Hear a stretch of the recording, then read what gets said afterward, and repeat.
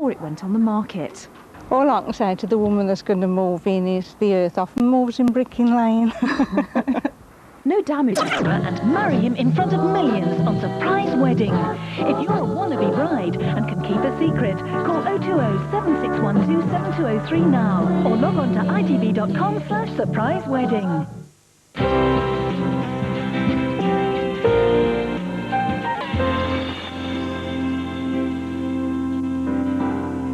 Jack is preparing to make an announcement in Emmerdale tonight at 7. Good evening, this is ITV1 Carlton for Central England. She's alive. Backpackers' family fly out to Australia to be reunited with their daughter, who survived for 3 days on chewing gum. Thought if I don't get out today, I never will, and it's just such a relief to get out. In mourning for Abby, the village in shock after a 3-year-old dies in a garden pond. The £40,000 fight over a fence. It's down, but is it over? And meet Daniel, the bird boy of West Brom. I'm Joanne Malin. I'm Bob Warman. This is Central News.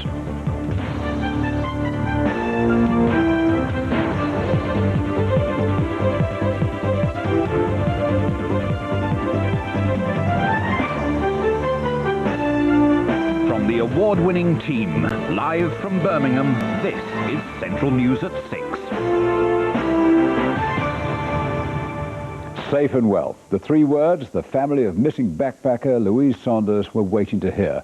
The trainee beauty therapist found her own way out of dense rainforest, eluding a full-scale search to find her. And as Fiona Fagan reports, she's survived her 3-day ordeal by eating chewing gum. It was the celebration Louise Saunders' family had prayed for. After 3 agonising days, the mother of the missing backpacker received the most important phone call of her life. Sergeant Mike Bailey rang me and I was just frightened to death to speak to him, but desperate at the same time. And I said, have you any luck? And he said, fantastic news for you. And he just said, I've got her. So we just screamed. The 19-year-old from Kidderminster became lost on Tuesday after walking up Mount Tyson near Tully in northern Queensland. She emerged from her ordeal with only minor scratches and bruises. It was freezing, absolutely freezing. I just heard so many noises and I just used to hide under a bush and just try and put leaves over me just to keep myself warm. It's really cold. Australian rescuers, including Aboriginal trackers, conducted a painstaking search. They didn't find her, but the trainee beautician knew they were there. I followed the stream all the way down the mountain, and it was just so much bush in the way, and just I thought this is it, because the helicopter had been searching for the last 3 days, and I thought if I don't get out today, I never will, and it's just such a relief to get out. Louise lived on chewing gum and river water and eventually found her way here to a council rubbish dump. We could hear her yelling out, help, help. We all thought it was something stuck in the fence, but once we got there we realised that it was her. She was there. In spite of her ordeal, Louise intends to continue with her travels. Her family is now planning to fly over and see her as soon as possible. Fiona Fagan, Central News. Community leaders have spoken of their shock at the death of 3-year-old Abby Ray, who drowned in a garden pond yesterday. Her parents say they're devastated but still thankful that she'd had a happy life. Steve Keeling reports. Messages of support for the family of Abby Ray placed outside the nursery where she used to play. The Ready Teddy Go playgroup in Lower Brails near Shipston in Warwickshire was cancelled. 24 hours after the 3-year-old wandered away and was found drowned in a neighbouring garden pond, questions still need to be answered. It was a tragic accident, but how did she get there? Why wasn't she missed in time? Police have to tread carefully among a community's overwhelming grief. The main thing that we've got to bear in mind is the need to be sensitive and to support the people that are involved in this. Clearly we're offering as much support as we can to the parents of Abby at this time. We've also got to offer as much support also to the staff. The shock has gone beyond Abby's family. An entire village has been dealt a blow. The whole community is absolutely devastated. this kind of tragic event so rarely happens in a rural area. We all think it's happened somewhere else, but when it hits people, it hits hard. In a personal statement issued through the police, Abby's parents, Justin and Vicky, said today they were devastated by their daughter's death. But they added, "We're thankful she had a happy life in a loving environment. We will miss her terribly," they said. "She will never be forgotten." Abby will be remembered in special prayers at St George's this Sunday. Steve Keeling, Central News. Still ahead, are you still supporting the firefighters as the second strike draws to a close? We have the latest results from our phone poll. Other news, Staffordshire police say a homemade firebomb has been removed from a speed camera. Detectives say it was found on the A5 at Gailey, close to junction 12 of the M6. They've described the incident as mindless beyond belief and believe it was designed to disable the speed camera. A teacher is facing prison after being found guilty of 10 charges of sexual abuse. Music teacher Dr. Robert Cromwell has been found guilty of sexually abusing 2 girls at New College in New Parks in Leicester. The 52-year-old has been warned by a judge at Leicester Crown Court to expect a very substantial prison term when he's sentenced in January. Hundreds of parents who've lived with the double heartache of losing a child and then finding out their organs had been kept by a hospital have been told the system has been improved, but some mistakes are still being made. And Nankerville reports on the findings of an independent review into the scandal and the families who are grieving all over again. Bereaved parents listened in silence to the findings of an investigation into why organs were retained by the Birmingham Children's Hospital NHS Trust and why information is still not complete 3 years after the scandal first came to light. Mistakes are still being made, I believe, but not in anything like the way they were before, and they have certainly applied the right resources and management action to try and sort out the problem, which they acknowledged was not good. Anne Smith from Quarry Bank had a stillborn daughter 30 years ago. We thought we'd moved on from 30 years ago, and then to find that we've still got parts of our child that is not buried with her. We feel that she's been mutilated and abused. David Saunders from Walsall died of a rare blood disease in 1984. His mum and dad were told 3 years ago he hadn't had any organs removed. 7 weeks ago, they learned that nearly all of them had been. We're just having nightmares, and it's just terrible for the whole family. What I do hope is that all that has been done by the external review here and the work of the Commission will help families a little in that they can see themselves as being part of a process that will ensure that the kind of practices that happened in the past never happen again. Our children and grandchildren won't be as hurt as these families have been. Stephen and Della Buckley from Sneyd Green in Stoke-on-Trent were 2 of the 5 parent representatives on the review panel. They lost their daughter in 1987 and had a second funeral for her 2 weeks ago when her organs were returned. I can't forget, and I can't forgive. No, I'll never forget. I can't forget because how it's affected me.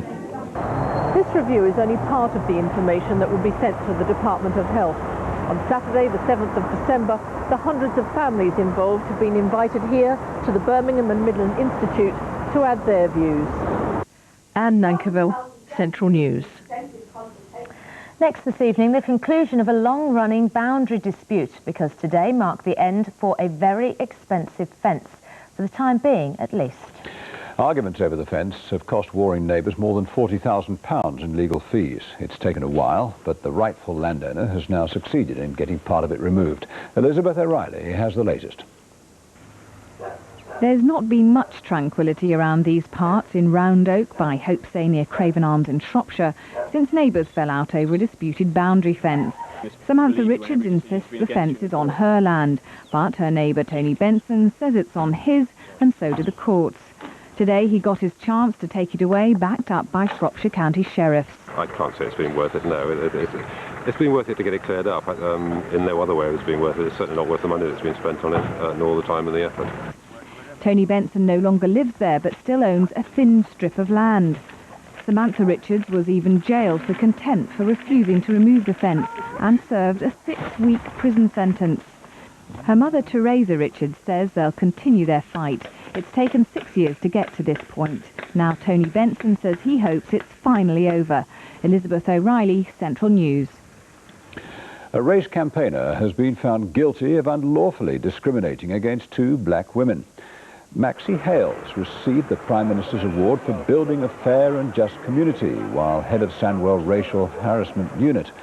But today, an employment tribunal ruled he'd unfairly treated caseworkers Victoria Abrahams from West Bromwich and Sharon Dell from Wolverhampton. Plans have been unveiled for a spectacular new public library in Birmingham.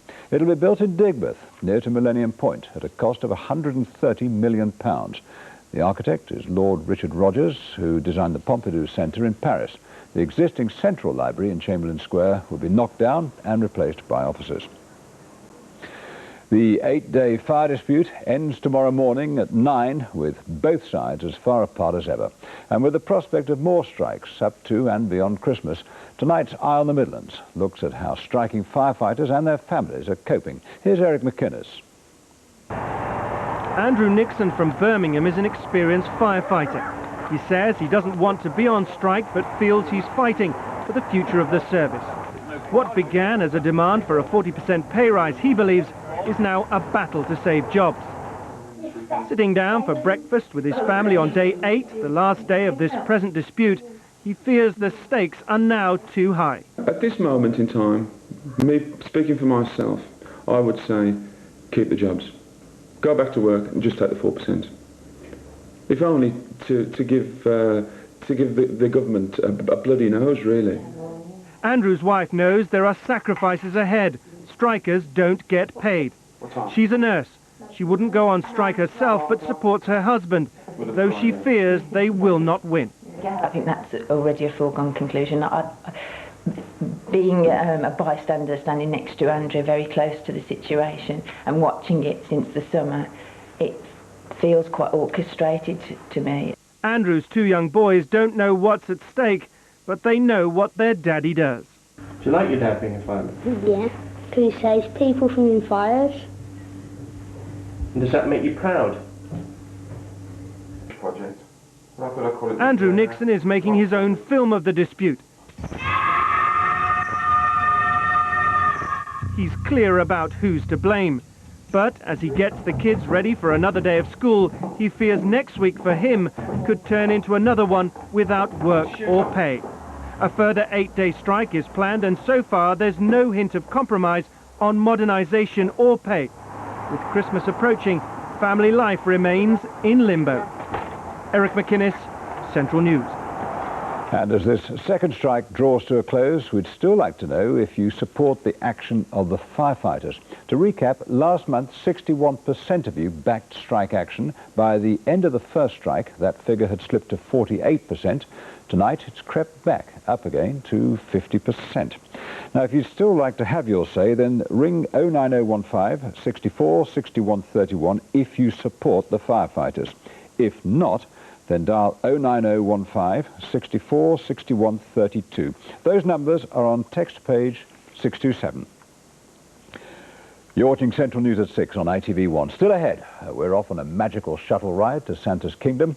Our destination is a winter wonderland where we'll be meeting Santa Claus to make that all-important Christmas wish. But at what price?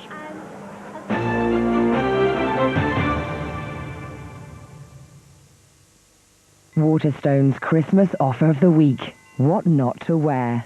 Now half price at Waterstone's. The last word in books. If you always give a little squeeze for quality and flavour, you won't be able to resist giving Gourmet Garden a gentle squeeze too.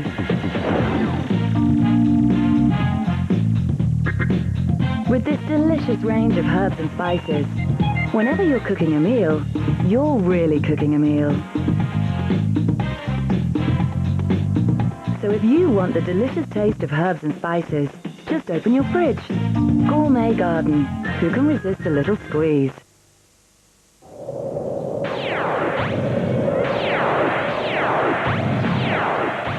It's our first Christmas, so we're giving away 3 Atari games free when you buy the latest games phones from O2.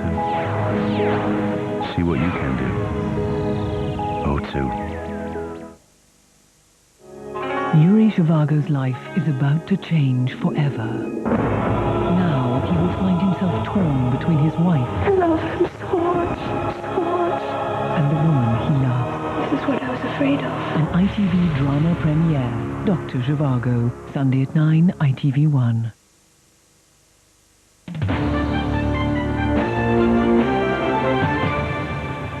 Hello again. Thanks for choosing Central News at 6. Now, over the past few weeks, we've been following the radio wannabes who've been auditioning for a dream job as a reporter. Well, we have the winner. First, let's remind ourselves of what the hopefuls had to do.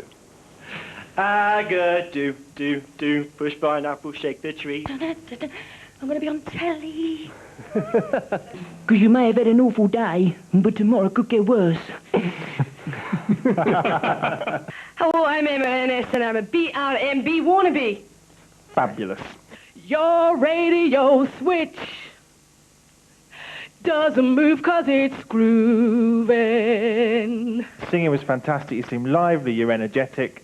I love you. Yep. Well, that was Irene, and yes, they did love her because she was the eventual winner. And Joe has popped out of our studio to run across Broad Street to BRMB to meet her now. Joe.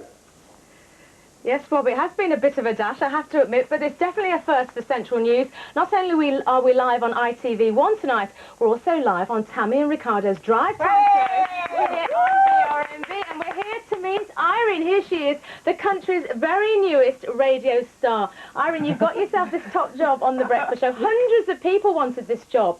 They put you through crazy things at the auditions. Yes, what did you have to do? Just make a complete fool of myself, basically. It was a lot of fun, though.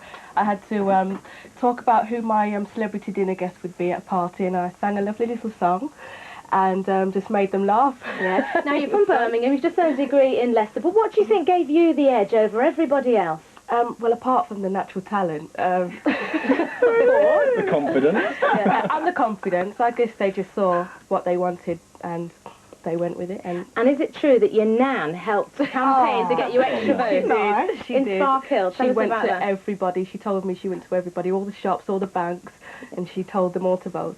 So, Nan, thank you very much for helping out. I'm just going to move behind you, mind the wires, Irene, to talk to Tammy. Hello. Tammy, thanks for letting us gate crash your show tonight. Oh, you're welcome. And it's true to say that you are the result of a very similar competition. Absolutely. Back in 1995, did exactly the same thing. Would never go through it again because it is so much tougher than people think. It is scary getting up and doing something you've never done before in front of lots of people, television and radio. It's a big deal, but Irene's done really, really well, and good luck to you. And Ricardo, she's going to be starting on The Breakfast Show on Monday. Now, it's not the easiest time of day to get your head around things. Can you give her any tips? Just go to bed early. I couldn't do it. It's far too early for me. And she's got to stalk Blue on Monday, so, you know, straight in at the deep end. So, get up early and smile and enjoy it. That is a great opportunity. So tell us a little bit, Ricardo just mentioned you're starting on Monday. Your first assignment is to stalk the pop band Blue. Oh, yeah. How are you going to do that, Irene? Well, as I said, that's my favourite pastime. I said it to Elliot this morning. I love to stalk people. Yeah.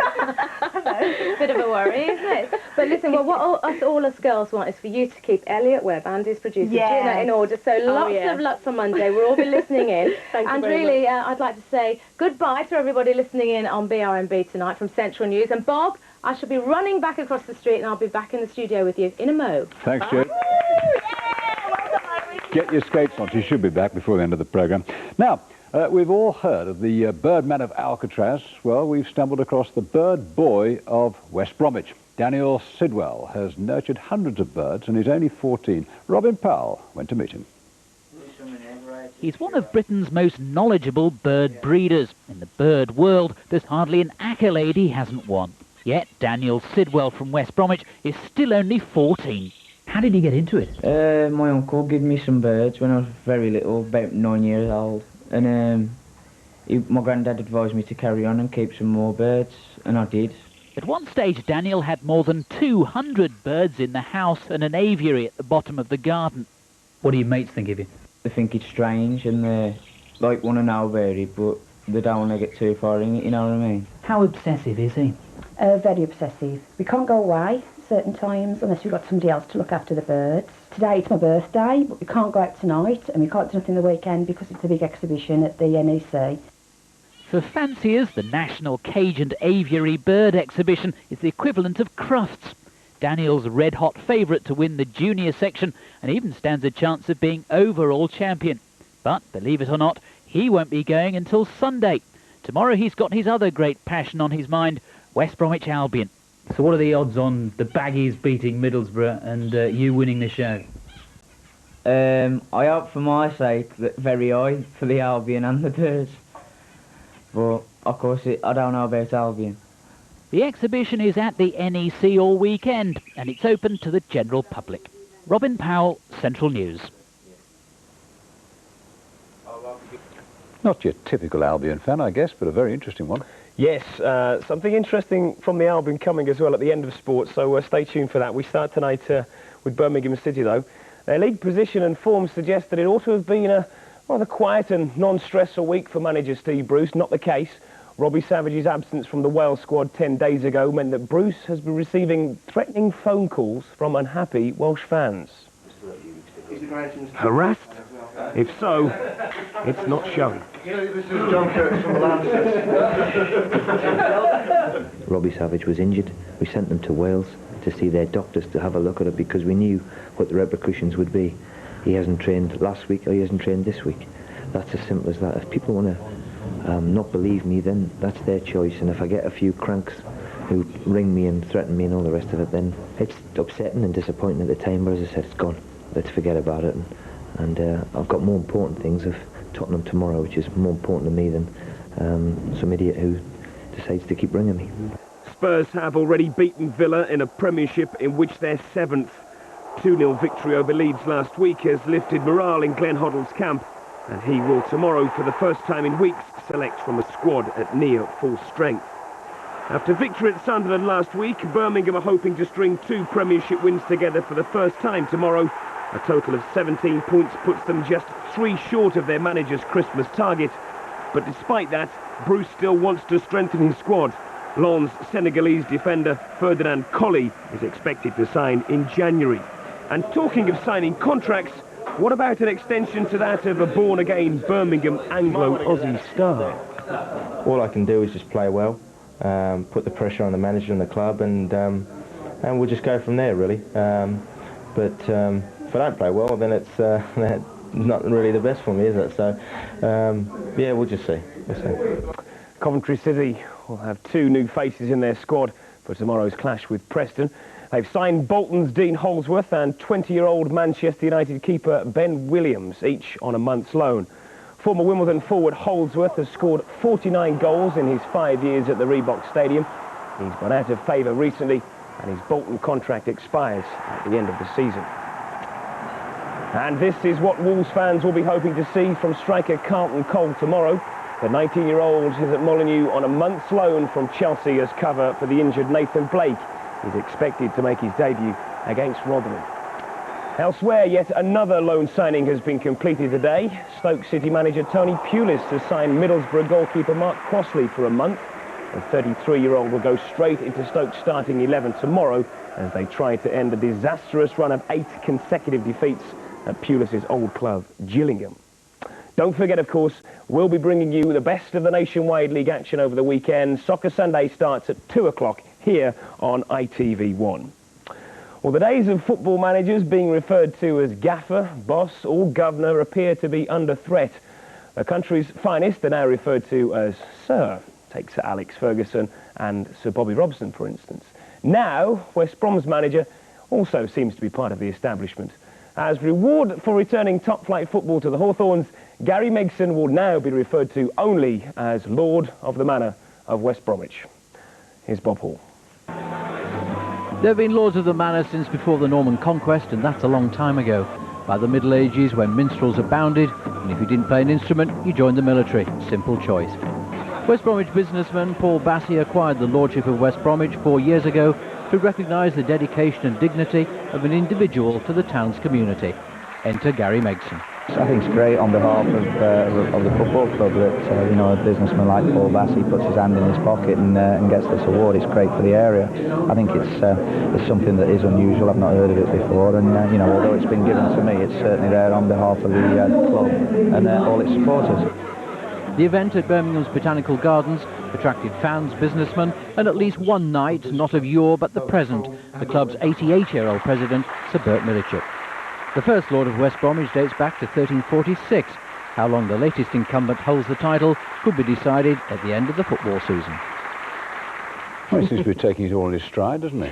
Well, bearing in mind some of his team talks of late, I would imagine most people in the dressing room would refer to him as Sir Gary anyway, most of the players. I know I certainly would. I've heard a few in my time. But would he swap the honour of last night for 3 points tomorrow against Middlesbrough? Very probably. Albion need to win, don't they? They do indeed, Good luck to them. Yeah, yeah. Thanks, Mike.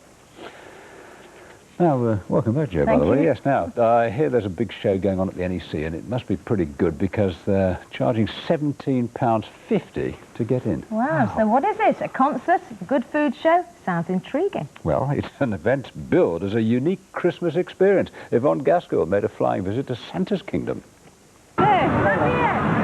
It's official! Christmas is just a jingle bell away. But if you want to walk in this particular winter wonderland, you're gonna have to pay for it.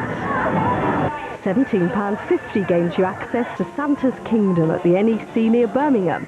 160,000 people are expected to opt for this 2.5-hour Christmas extravaganza. But if £17.50 makes you see red, what's the cost of other festive favourites? A visit to Santa at a big department store is around £5. And wait for it, a day return ticket to Lapland will set you back about £400 per person. So what exactly do you get for your money here at Santa's Kingdom? A magical shuttle ride to the kingdom. 175 elves and 6 reindeers. A playground full of 250 tons of snow. Plus loads more besides, including the big man himself. Hello, Santa. Hi, sweetheart. But will the parents pay for it? And more importantly, what's the verdict of all those who have? I thought it was all brilliant, really magical. I liked when we went to see the reindeers. What did you like about them? Because they look so cute. We were disappointed. We were waiting for the kids to get that ooh-ah thing, but we didn't get any of that. We thought, we've come a long way and it's not what we really were expecting. Get to see Santa? Yeah. And like the snow and stuff before it's snowing. It seems that many of us are fools for festive fun, whatever the cost. Santa's Kingdom is at the NEC until December the 23rd. Yvonne Gaskill, Central News. Yeah, at £17. They looked like they're having fun, didn't they? But cheaper than going to Lapland. Listen, it's always the beginning, that is £17.50. Yeah. Eh? Hello, sweetheart. Yeah. That's my kind of Santa. Top man. Evie. Great stuff. That's it from us for the moment. The weekend's ahead of us. Whatever you're doing, wherever you're going, have a great weekend. The team's back with you on Monday. For now, good night. Take care. Bye.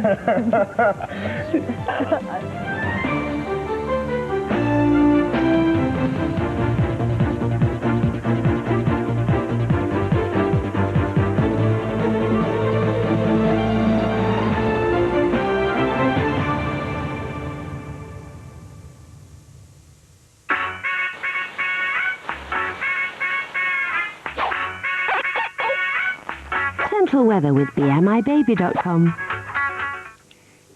Hello there. Well, it's rain, and yet more rain as we head into the weekend. 1 or 2 brighter spells in between, but it's looking pretty unsettled. There's a surprise. Let's take a closer look then, and if you take a look at the detail, you'll see the first set of fronts pulling through. They're going to be pushing through west to east during the course of Saturday. Then we'll see a drier slot, and then we're back to this vigorous system, which is going to come through on Sunday. It will be a bit more active than that on Saturday, so bringing more rain on Sunday. That'll be the worst day of the weekend. At the moment, we're still under the influence of a very slack area of low pressure. The fact that it's slack means that it's trapping a lot of mist and fog at lower levels at the moment, and you'll see there is quite a bit of mist outside at the moment. It will thicken quite a lot through the night, and so visibility could be reduced to 100 metres in places this evening, so mind how you go.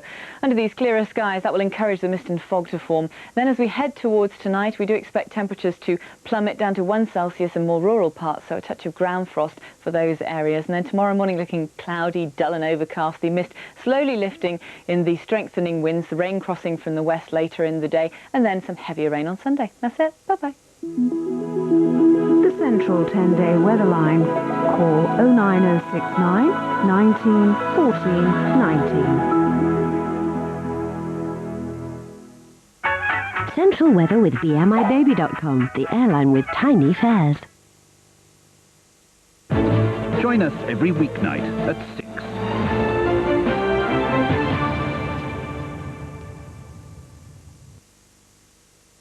When I was 16 years old, I fell in love. Now 13 years old.